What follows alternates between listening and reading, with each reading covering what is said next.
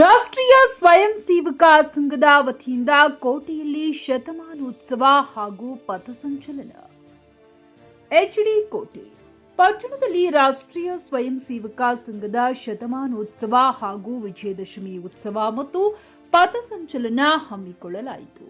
ತಾಲೂಕು ರಾಷ್ಟ್ರೀಯ ಸ್ವಯಂ ಸೇವಕ ಸಂಘ ವತಿಯಿಂದ ಪಟ್ಟಣದ ಗಣಪತಿ ದೇವಸ್ಥಾನ ಹೌಸಿಂಗ್ ಬೋರ್ಡ್ನಿಂದ ಹೊರಟು ಪಟ್ಟಣದ ಪ್ರಮುಖ ರಸ್ತೆಗಳಲ್ಲಿ ಪಥಸಂಚಲನ ನಡೆಸಲಾಯಿತು. ಗಣವೇಶದಾರರು ಪ್ರಮುಖ ರಸ್ತೆಗಳಲ್ಲಿ ರಾಷ್ಟ್ರಹಿತ, ಶಿಸ್ತು, ತ್ಯಾಗ ಮತ್ತು ಸಮರ್ಪಣೆಯ ಈ ಶತಮಾನ ಪ್ರಯಾಣವು ಭಾರತೀಯ ಸಮಾಜದ ದಿಕ್ಕನ್ನೇ ಬದಲಾಯಿಸಿದ ಐತಿಹಾಸಿಕ ಅಧ್ಯಾಯ ಸಾರಿದರು.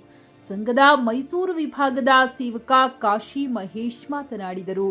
ಸಂತೋಷ್ ಜಿ, ಜಯಂತ್ ಜಿ, ಶ್ರೀಕಾಂತ್ ಜಿ, ಪೂರ್ಣೇಶ್, ಪ್ರಶಾಂತ್, ಮಾದೇವಪ್ಪ, ವಿನಯ್ ಬಜರಂಗಿ ಸೇರಿದಂತೆ ಸುಮಾರು 600ಕ್ಕೂ ಹೆಚ್ಚು ಸ್ವಯಂ ಸೇವಕ ಸಂಘದ ಪ್ರಮುಖರು ಮತ್ತು ಮುಖ್ಯಸ್ಥರು ಕಾರ್ಯಕ್ರಮದಲ್ಲಿ ಭಾಗವಹಿಸಿದರು.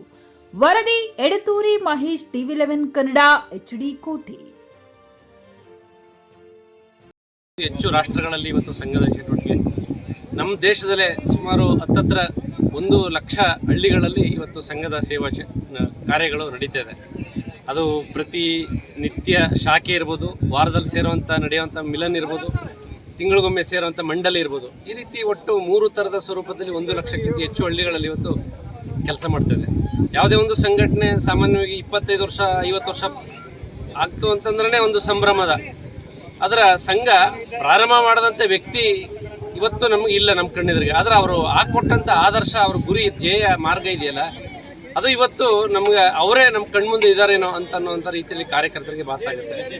ಹಾಗಾಗಿ ಅಂಥ ಒಂದು ಸಂಘಟನೆಯ 100ನೇ ವರ್ಷದ ಒಂದು ನಿಮಿತ್ತ ಇಡೀ ದೇಶದಾದ್ಯಂತ ಕಳೆದ ವಿಜಯದಶಮಿ ಸಂದರ್ಭದಲ್ಲಿ ಇಡೀ ದೇಶದ ಎಲ್ಲ ಮಂಡಲಗಳು, ಅಂದ್ರೆ ಬೇರೆ ಭಾಷೆಯಲ್ಲಿ ಪಂಚಾಯಿತಿ ಅಂತ ನಾವೇನು ಕರಿತೀವಿ, ಆ ರೀತಿ ಇಡೀ ದೇಶದ ಎಲ್ಲ ಮಂಡಲಗಳಲ್ಲಿ ಒಟ್ಟು ಸೇರುವಂಥದ್ದು ವಿಜಯದಶಮಿ ನಿಮಿತ್ತ ಅನೇಕ ಜನ ಹಿತೈಷಿಗಳು, ಸಂಘದ ಸ್ವಯಂ ಸೇವಕರು ಗಣವೇಶ ಹಾಕೊಂಡು, ಉಳಿದಂಥವರು ಹಿಂದೂ ಸಮಾಜ ಕಾರ್ಯಕ್ರಮದಲ್ಲಿ ಭಾಗವಹಿಸುವಂಥದ್ದು. ಈ ರೀತಿ ಇಡೀ ದೇಶದಾದ್ಯಂತ ಸುಮಾರು 25 ಲಕ್ಷಕ್ಕಿಂತ ಹೆಚ್ಚು ಜನ ಗಣವೇಶ ಧರಿಸಿ ಪಾಲ್ಗೊಂಡಿರುವಂಥದ್ದು ನಮ್ಮ ದೇಶದಲ್ಲಿ ಆಗಿದೆ. ಅದಲ್ಲದಂತೆ ಇನ್ನೂ 16 ಲಕ್ಷ ಜನ ಒಟ್ಟು ಕಾರ್ಯಕ್ರಮ